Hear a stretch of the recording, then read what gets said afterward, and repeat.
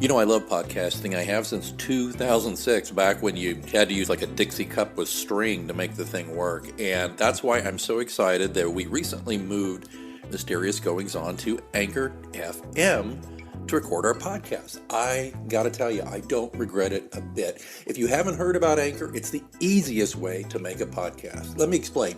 First of all, it's free. There's creation tools that allow you to record and edit your podcast right from your phone or computer. Anchor will distribute your podcast for you so it can be heard on Spotify, Apple Podcasts, and many more. And you can make money from your podcast with no minimum listenership. It's everything you need to make a podcast all in one place. Not going to lie to you, when I first heard about Anchor, I was a little dubious because I've been doing it the hard way for so long. But I got to tell you, it's very easy. Use a Stripe account. Get sponsors. You're not paying monthly hosting fees. The sound quality is great. The distribution is phenomenal. Friends, download the free Anchor app today if you want to start your own podcast, or go to anchor.fm to get started. Remember, you heard it here first on Mysterious Goings On.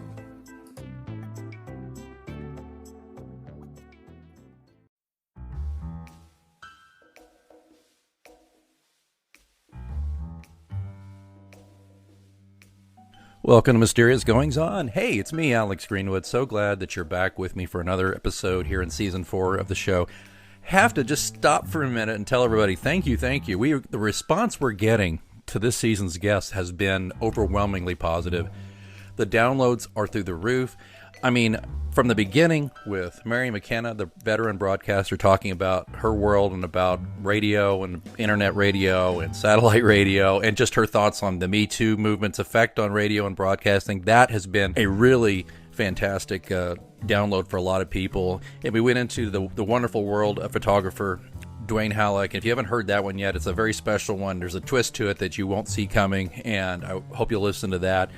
Also had a great actor and producer, my old friend Scott Bartley, come on. That one has done extremely well. And by the way, it's September, and if you're in the area around the Oklahoma City Metro, they're doing Mamma Mia. You got to get those tickets, folks. Go support Scott. Support award-winning community theater. Also, I've been just really tickled with the response to Brian Hutton, who was our guest last week, talking about designing products for food service. I mean, you know, I call him the restaurant's invisible man for a reason, because he makes your dining experience that much better, and if he does his job right, as he says, you'll have no idea he was there, but the experience will be heightened by the things he designs to both show off your food, keep it warm better, plate it properly, all these things. So those have been some really good ones. There's more, too numerous to mention, but we hope you'll listen to it. And I would like to direct your attention to one other little housekeeping thing before we get to today's guest. mgopod.com. If you have not seen the new website, I decided that the website that kind of went with the hosting of the show was pretty bare bones and not very attractive, so I went and built a little website. It's at mgopod.com, and you go in there, you scroll down, and then there is a blog entry, for want of a better term. There's an entry for every episode for this season, and then I've gone back and I've started adding episodes from the previous 3 seasons as well. That should all be filled out within a couple of weeks or so, or definitely by Christmas. Let's just say that. I don't want to put too much pressure on myself to get all that done, but it's all there, and you get all the show notes there, all the clickables, all the stuff like that, so you can go to mgopod.com. I hope you'll check that out, and you can also subscribe there. You put that in there, and you get an email every time a new show comes out, which, how can you beat that? And the best part of all, it's free. I mean, come on now. I could charge millions of dollars for this and still not get paid. Instead, I do it for free. One last thing, speaking of another way to delight, amaze, and perhaps even annoy you, is the Mysterious Goings On Alexa skill. If you have one of those little spies in your house listening to your every word, burp, fart, whatever, it's right there for you to listen, and we've got the Mysterious Goings On skill. How's that work? Simple. If you have an Alexa, you say, "Hey Alexa, what's the news?" or "What's going on?" Whatever you say to get your flash briefing, your updates. Me, I get NPR, I get the weather, and I get Mysterious Goings On. All it is about a 1 to 2 minute blurb of stuff you generally can't get from me on this feed, and I give it to you there. I might preview what's going on the podcast. I might give you some trivia. I might have some news you can use, something like that. So if you're interested in that, you can get that in your flash briefing. The Alexa skill, again, just Google Alexa skill Mysterious Goings On, or of course you can look in the handy dandy show notes, which you'll find here where you got the pod or on mgopod.com. Okay. Enough of the blather. we got to get on to a person of note who uses notes in a way to enhance his creativity.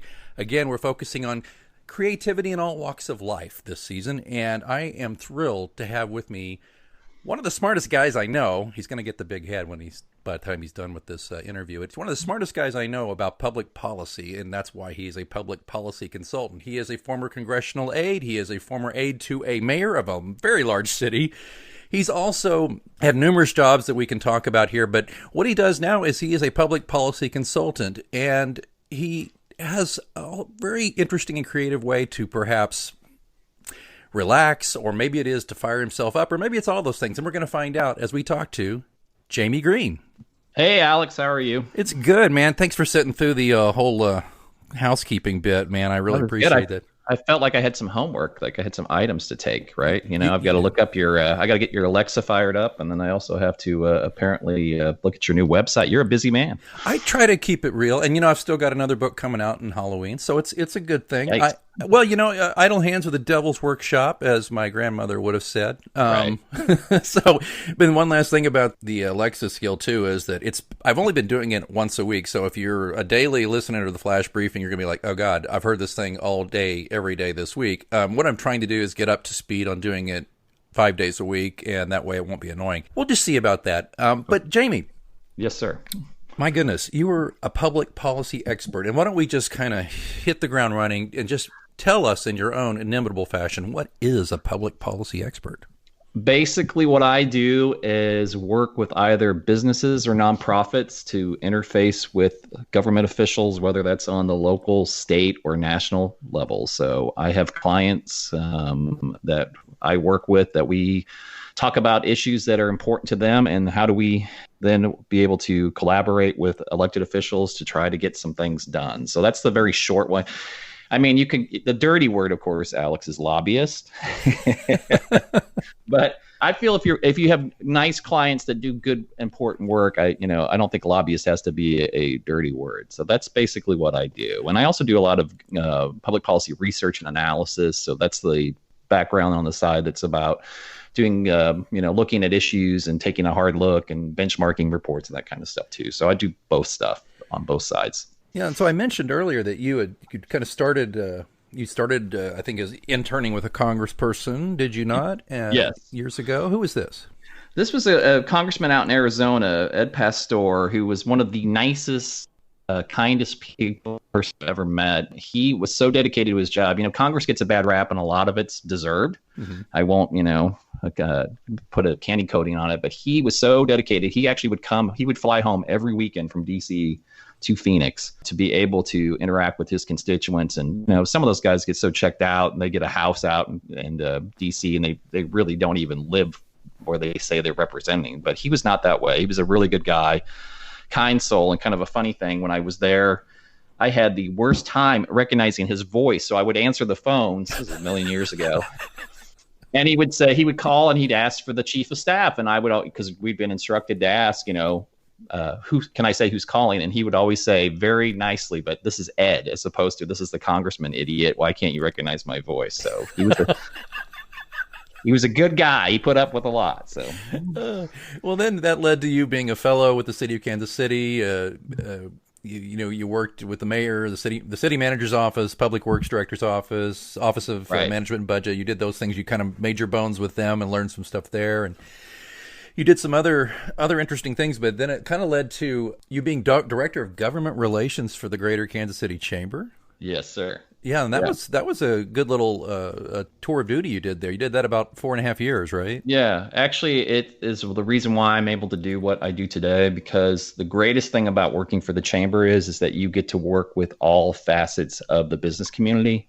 So it's not just engineering firms. It's it's nonprofits. It's Sprint, it's Hallmark, it's all those folks, the big players, but it's also some of the small businesses too. And that was such a great thing. I learned so much from so many folks, because usually if you get it into something, then you're just, if you work with engineering people, that's all you work with.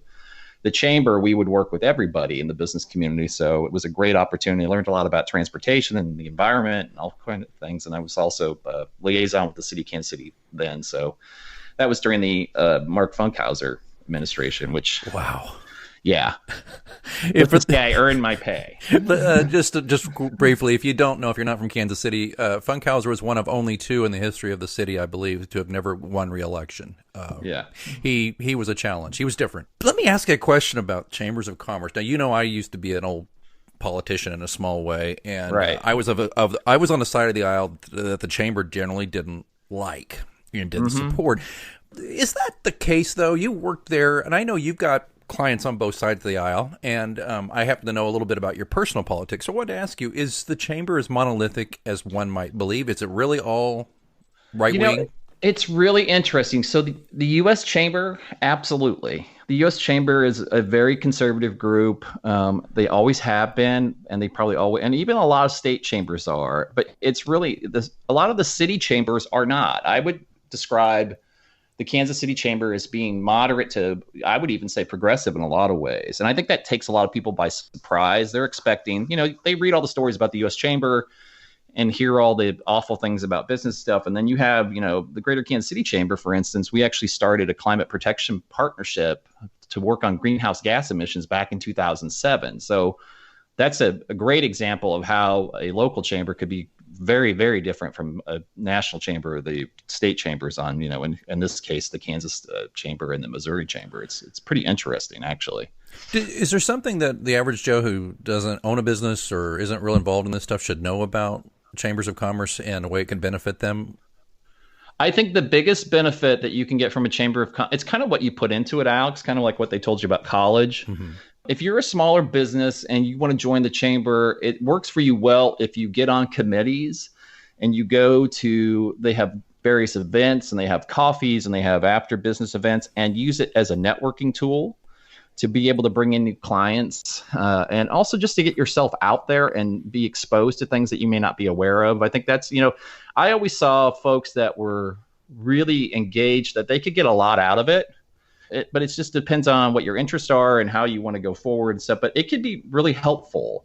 And then they do some stuff where you can get, and this is probably too much into the weeds, but some of the purchasing thing that you can get group purchasing power by being a member of a chamber. Sure, yeah.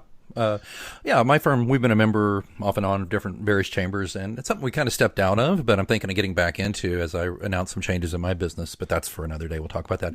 So this kind of leads you into your own consulting firm, Greenhouse Consulting, and that's, yes. What was that? That's about 9 years ago, something like that? Yeah, it would have been April of 2011. That's when I went out on my own.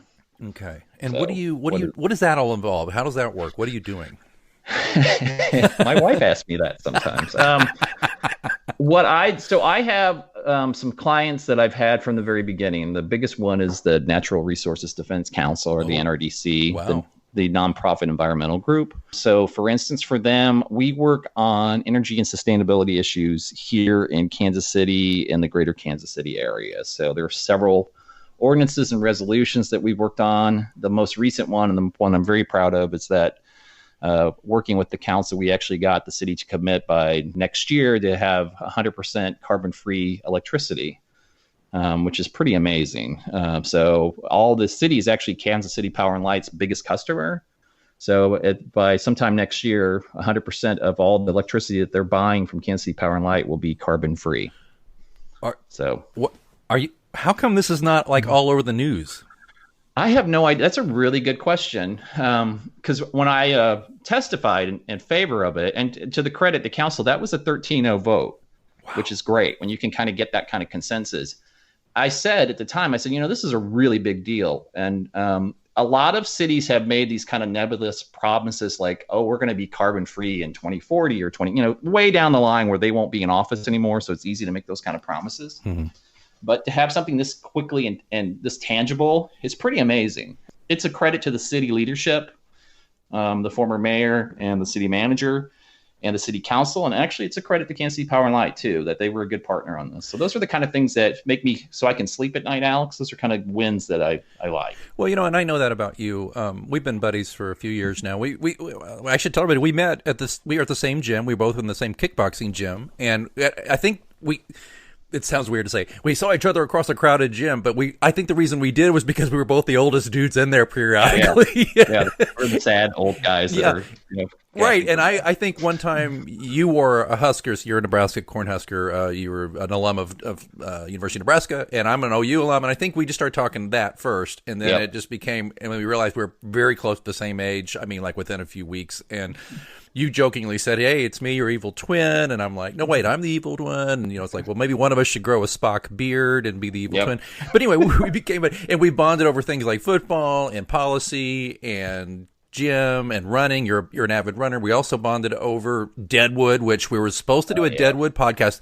Both of us got so busy we just didn't get it done. But you know what, buddy? I want to say as a side here, there is no reason in the world we cannot go back and revisit Deadwood and do a few shows or a limited series or something about it. I would love it. We should think about this seriously. Okay.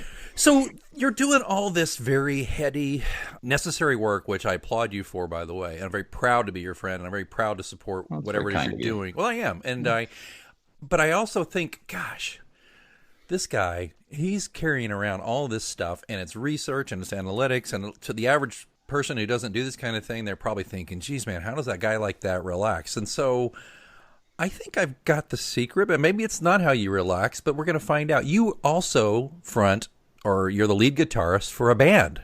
Correct. Kind of crazy, isn't it? Or as my sons call it, my dad band.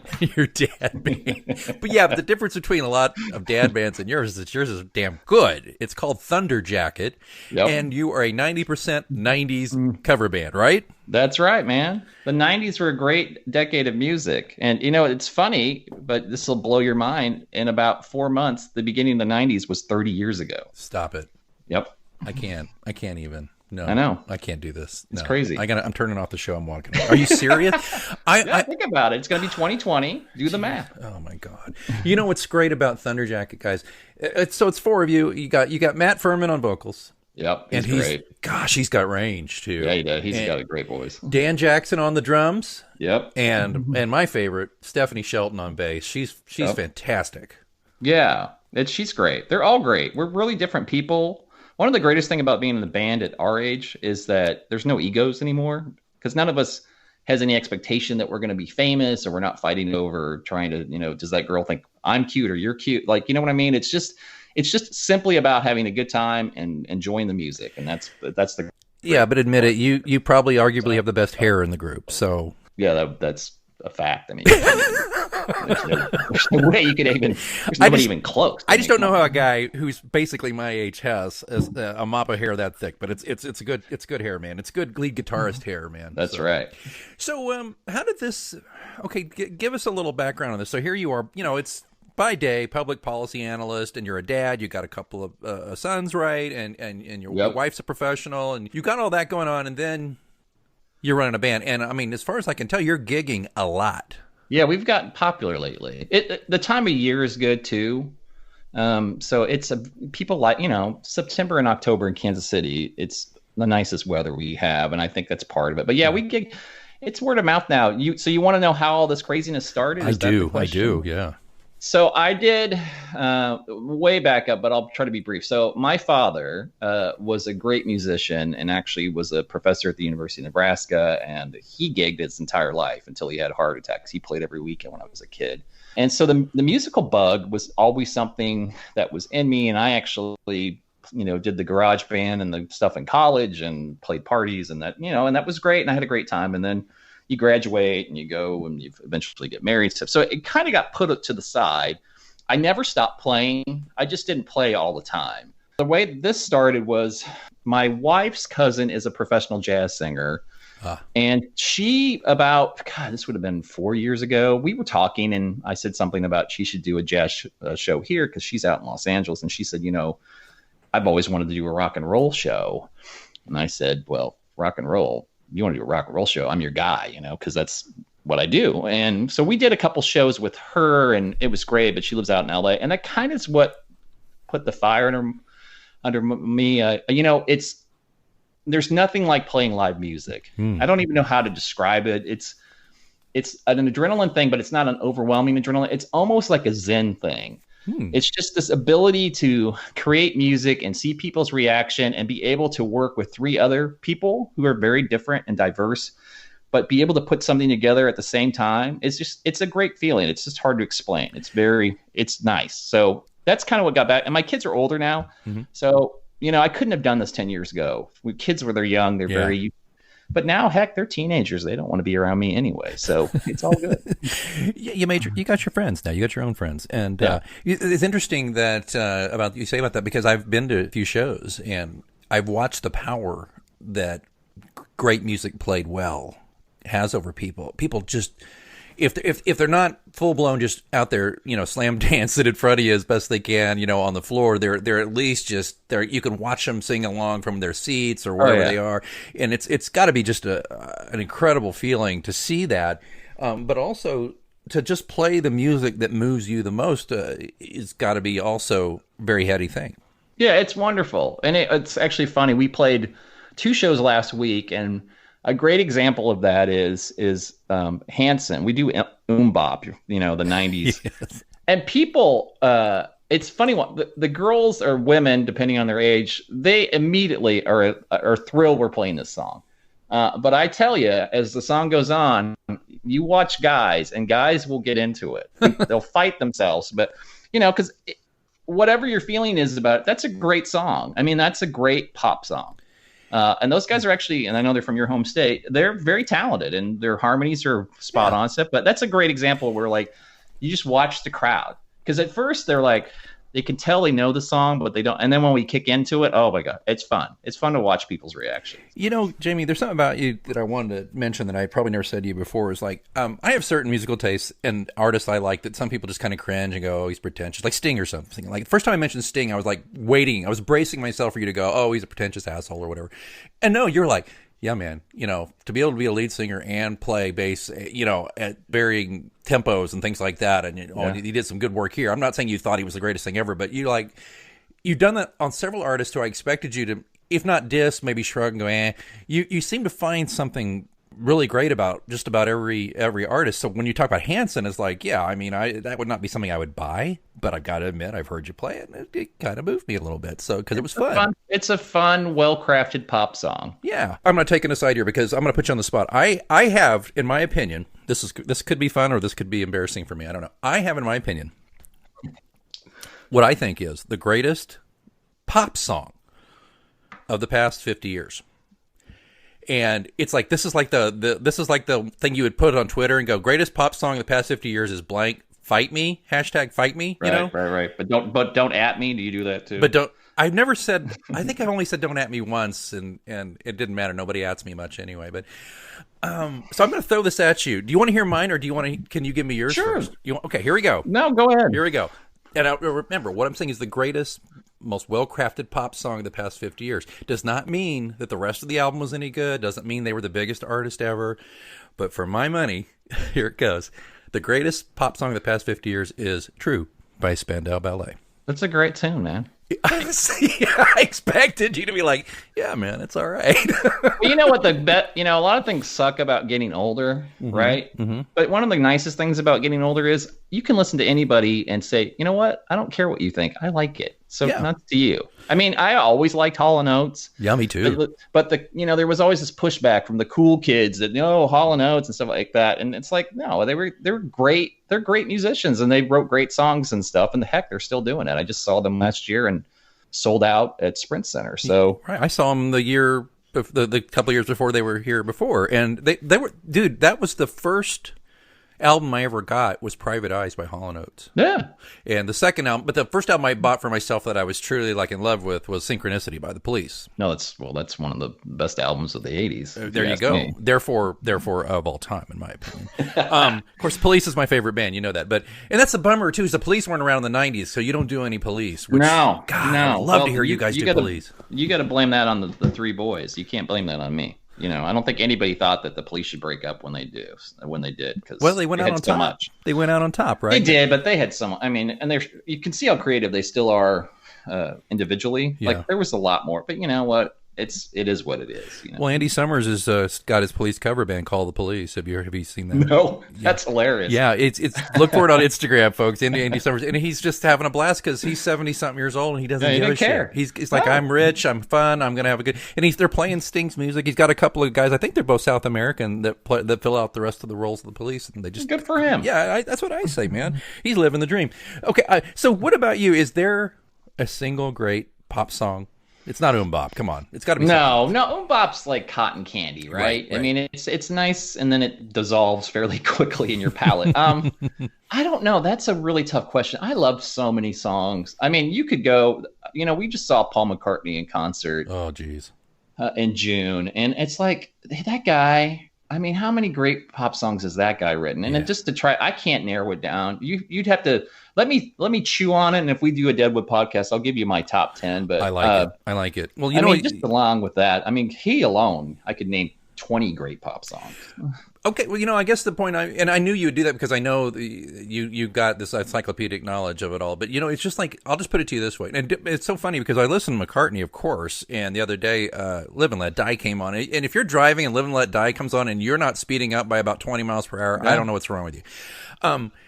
No, but whenever True comes on, I could listen to it over and over. Now, my favorite song of all time is virtually nobody's, I don't think. Well, maybe not, but is "Distant Sun" by Crowded House, which I've heard that That's a song. great tune too. Isn't that fantastic? Yeah. Oh man, I joke with my wife and kid. I'm like, that's gonna be played at my funeral, and I've actually said, and if Jamie's still knocking around, ask him to play it.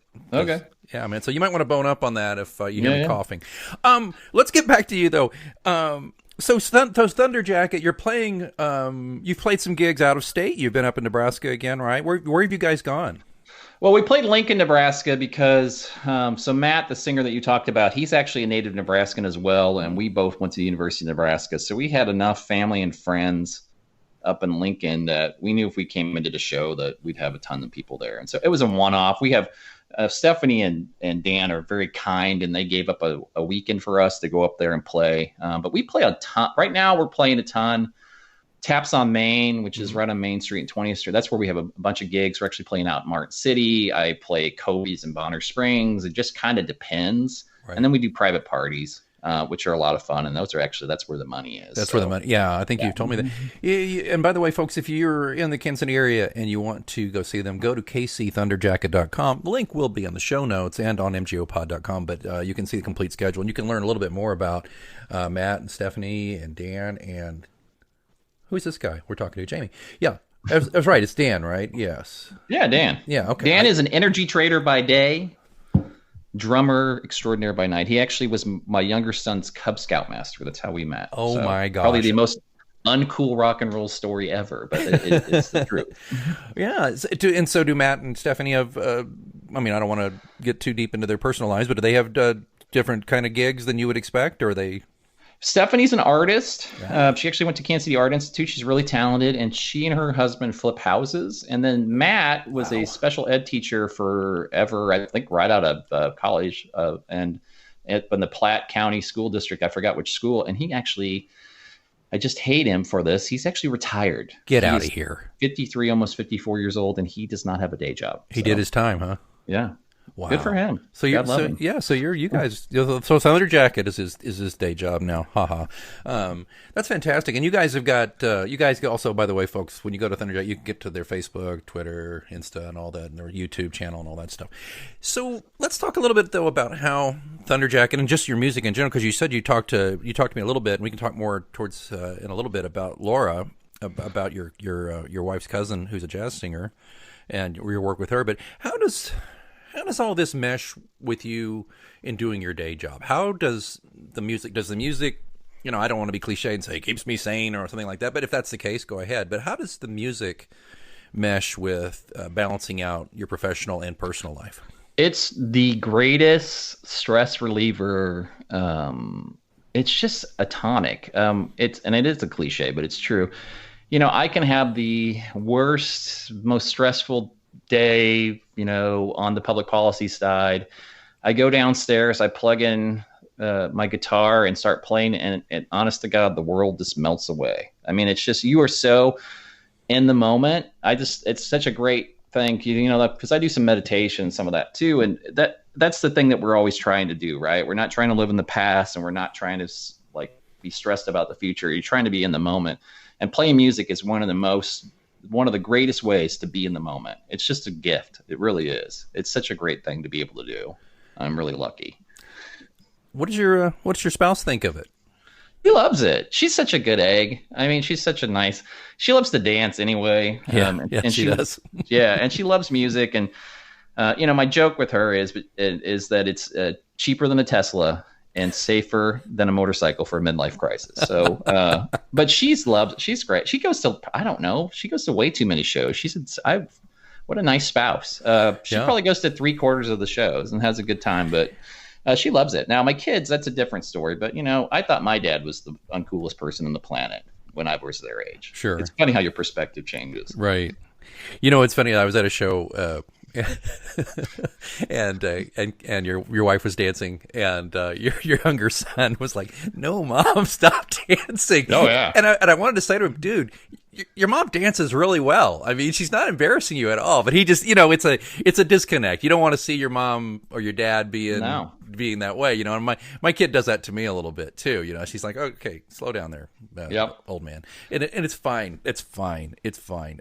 I think these are going to be wonderful, wonderful memories for your kids later on, when they look back. And just like you speak so fondly of your father, and of course your mom's still in Nebraska. Yep. She is a Facebook friend of mine, and she's a hoot. Just love her. She was just here, 87 years old. She just drove down 200 miles each way 2 weeks ago. Oh my goodness, she is great. She's great. So, is there ever a time when the music is not a tonic? Is there ever a time when it's like hanging over you? Like, what if you're so busy you don't get to practice for a week? What's that do to you? I mean, it can be that way because, part of it, there's pride involved with playing out. Like, you don't want to suck. Right. You want to have it be professional. And I've seen bands that aren't, and you're like, you feel bad for them. Yeah. But there's been, honest to God, it's probably how I feel about running too. There's been a few times where I'm like, we have rehearsal tonight and I'm tired and I don't want to do this right now. And then it's just something about once you get into it, you love it. It's great. So I have never, I've been playing guitar since, I don't know, 1980 something, and I've never regretted picking up a guitar. I mean, that's the honest to God truth. I always love it. And I probably drive people nuts, because they like put down the guitar and watch the TV show with me, but it's just something that I really enjoy. Do you play anything else? Any other instruments? Piano. I actually took piano lessons first. Yeah, piano. I took some piano lessons when I was a kid. Right. But I saw Stevie Ray Vaughan, and that's what changed my world. Oh, yeah. He's the reason why I picked up the guitar. I saw him, and I like piano fine, and I certainly still like Billy Joel and Elton John and that kind of stuff. But I loved his music anyway, and we saw him live, and it was a transformative experience to see somebody play an instrument like that and the emotion that he could evoke and the soul of it. I was just blown away, and I was like, I want to do that. And I will never be able to do it like he did, but it's such a great gift. I mean, it's just amazing. Yeah, it's, sweet dreams and flying machines, right? That unfortunately take our heroes from us way too soon. Let me ask you about a few heroes we've lost and get your take. I love talking to musicians about some of my heroes, if that's all right. Sure. Real quick. So we lost in short order. We lost Prince. Yeah. Thoughts on Prince? The term genius gets bandied about way too much. Mm-hmm. He's an offensive genius on football, or he's a, whatever, public, not me, but that guy's a public policy genius. And it's not true. They're just good at what they do. Prince was legitimately a genius. Yeah. And that's not something I would say often, hardly at all. But the amount of stuff he put out, how great so much of it was, his ability to craft tunes that were not only something that you and I would enjoy just on the surface, but some of the stuff that, just how deep it was, all of it. It's just amazing how talented he was, how great of a songwriter he was.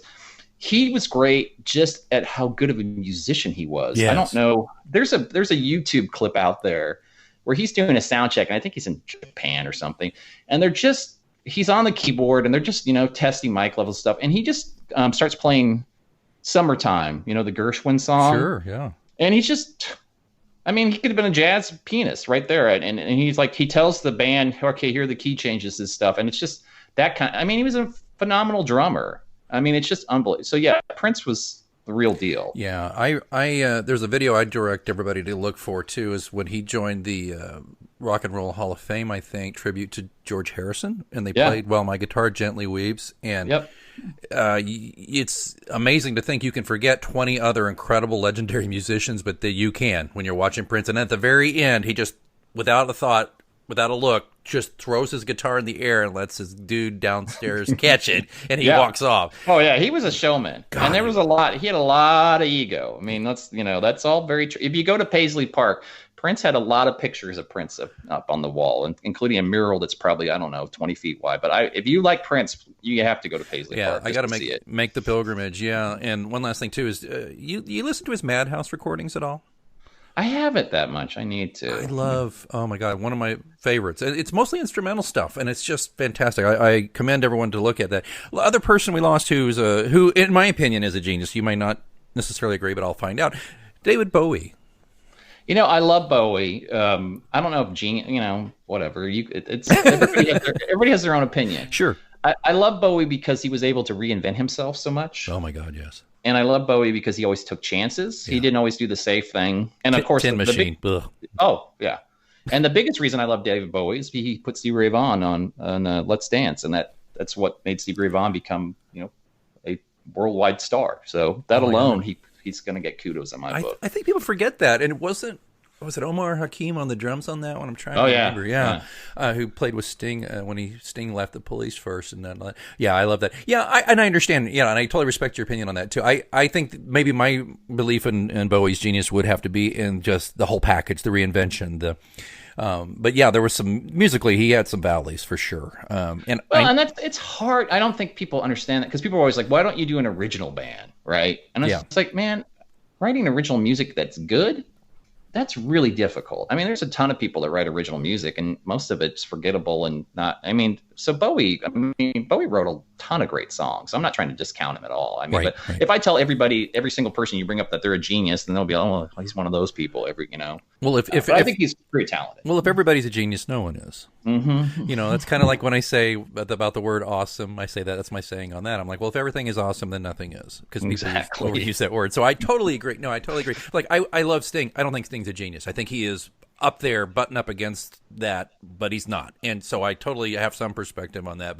And of course, death, particularly untimely death, has a way of changing people's opinions about artists, I think. I wish people would embrace musicians more when they are alive. Yeah. I always see this outpouring when, we just lost Aretha Franklin too, not that long ago. And it's like people, then they'll start tweeting about her and talking about, it's like, well, support Aretha when she was around more. Yeah. That's kind of my thought.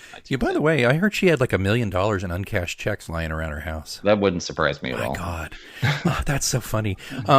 No, I totally agree. And I believe that about live music too. And it's like, folks, it's so easy. We talked about this with Scott, one of my previous guests, who was an actor in community theater. He just won a regional theater award for best actor, and his show came in second, all that. And people can roll their eyes at community theater and go, "Oh God, I don't want to see old man Mr. Smith from do his umpteenth version of Ebenezer Scrooge, whatever." But they can say the same thing about going to a cover band performance at a bar or something. I mean, right? You know this, right? But you know what you're missing out on, folks? You're missing out on some quality musicianship from people who you can walk right up to after their set and congratulate, who will be generally happy to talk to you, especially if you buy them a beer or something. Is that about right? Or no, absolutely. I mean, we do it for ourselves, sure, but it's the audience interaction that makes it worthwhile. I mean, that's what makes it special. And it's the same, I'm sure, with your theater friend. I mean, it's seeing the audience there and the reaction. Yeah. And it's creating something unique that it's only in a certain time and space that you can't, you can try to duplicate it, but it's never going to be exactly the same. And that's one thing. I mean, I was telling Scott that I miss acting a little bit. I mean, I acted from the time I was 12 until I was in my 30s, and I'm out of it now. And it's a muscle that it's probably atrophied and gone with me. And I just don't have the time. And I devote my creative energies to writing books and stories and podcasts and things like that. But so I totally get it and I respect it. And I'm hugely envious of you. I think I've told you this. I don't have real musical ability, and I always wished I had. I tried to learn guitar, but I'm just not very dexterous and not very good. But that's not the point. The good news is I have a buddy like you who plays really well, and I can go see you, and I can just you could be my guitar hero. That'll work for me. So, so Jamie, let me ask you before we roll, because you got some projects coming up besides Thunder Jacket. Do you have something coming up? Laura Ellis is the name of my wife's cousin, and she is a great jazz singer. She has, if you have either Spotify or Apple Music, she's put out several And she and I are actually, this is when the internet's cool. We're actually working on putting together kind of a Christmas EP where she's singing Christmas songs and I'm playing guitar on it. And we shoot it back and forth up on Dropbox and record tracks. And, the recording software stuff has gotten so good that you can do a lot of it at home, which is really cool. So that's something I'm doing with her, and always enjoy collaborating with her. She's a phenomenal talent. I get goosebumps hearing her sing. Well, I've heard her. I think I heard her do. Well, I first saw her when she was playing with Thunderjacket. She was singing with you guys a little bit. Yep. And but you've also turned me on to a lot of her stuff too. Now, if it's okay, I'll put a link in the show notes. Absolutely. Is she vintagevoicemusic.com or is she something Yeah, that's else? her. Okay. And we'll put folks, you got to check it out. Laura's really great. And obviously likes to have fun too, playing with Thunderjacket and all that. And so Jamie Green, you are the guy who helps craft policies that affect our lives in very beneficial ways, but you're also a guy who can help us relax at the end of a long day worrying about the shit show in DC or whatever. So, oh my God, we all need to relax so much. We really do. Hey, tell you what, I'm gonna take you up on this idea that maybe we come back and revisit Deadwood. Maybe we just do. How about this? Think about this. We'll do an episode for each season, and then do an episode on the movie and a tie-up. Maybe we just do a little mini series of them. That could be fun to do. That way, it's not too big of a bite, and you don't have to worry too much because it's just like committing to a week of shows, right? I mean, it's a lot of work. So. No, I get it, but now I'm always happy to talk about Deadwood, as you know. So. Yeah. Okay. Well, the last thing I want to ask you, and then we'll let you go. So everybody, I've got the links in the show notes for Thunderjacket and all that. But is there one thing or one myth about musicians, or one myth about cover bands or whatever that we haven't covered here that you want people to know, or just something you want people to know? You've already said so many great points, but is there one last thing you have? Well, I think a lot, and this is if anybody exceeds in anything, whether you're Ted Williams batting or, we just talked about Prince and some other folks. Yes, there's natural ability, but 90% of it is people put in the work and the hours. So the one thing that kind of ticks me off sometimes is where people expect musicians to come in and play for free, as if it's just an hour of your time and stuff. And what you're paying a musician for is the hours and hours and years of them practicing and rehearsing. It's not something that happens overnight. It's a very long process. I don't care if you're Eddie Van Halen or Stevie Ray Vaughan or me or whoever. When you first pick up an instrument, you're terrible at it. Right. So it takes a lot of work. It's a lot of blood, sweat, and tears to begin. And I think that's the thing. There's this myth that they're just people prodigies, and there's occasionally some of that. But even the prodigies, I have no doubt if I went back in time, Mozart practiced a ton. He played constantly. Right. I have no doubt. So. Well, I totally agree, and that's that way with so many of the creative disciplines, right? It's like I get it because I'm nobody as far as the big wide picture of fiction, but I sell a few books, but it's the ones who are like, I don't mind sending people a free ebook every now and again, that's fine. And I often offer them, go get them. If I'm offering them to you, go get them. It's the people who are like going, can I get a free autographed paperback? Yeah. I'm like, come on, man. Besides the fact that it's only selling for like a quarter of what a Stephen King novel would cost. It costs me money to make these. Could you just meet me halfway and buy one? Damn. And you've spent hours creating and developing your craft. It's a craft. You spent, writing is a craft. It takes a long time to develop a voice and to get really good at it. It's not, you didn't just walk off the street and write a book. I mean, that's just a misnomer. It's not true. It doesn't happen. Well, it does happen with some people these days, which is the problem, but no, it's good. And anyway, I could talk to you for hours and we probably will. I'd love to have you back, but Jamie Green, public policy expert, great husband and dad, and a fantastic lead guitarist of Thunderjacket. Thanks so much for being on Mysterious Goings On. Yeah, man, it's been a hoot. Thanks so much for having me. You're welcome. And if you want to hear about more great creative souls like Jamie, don't forget, just as I mentioned at the top of the show, we've got a photographer, we've got an actor, we've got a product designer, a broadcaster, and we have a few more surprises here in season 4 before all is said and done. And of course, a little bit from yours truly. I might do a monologue or two. So if you have any trouble sleeping, I'll let you know. Okay, don't forget to visit mgopod.com for all the show notes and all the various information. And again, if you're interested in the Alexa skill, I am working up to creating 5-day-a-week content for that. And that's simple. Just go to Amazon.com and search Alexa Skill Mysterious Goings On. All right. It's been a good one. Thanks so much for listening. We'll be with you next Thursday for another episode. So until then, keep reading.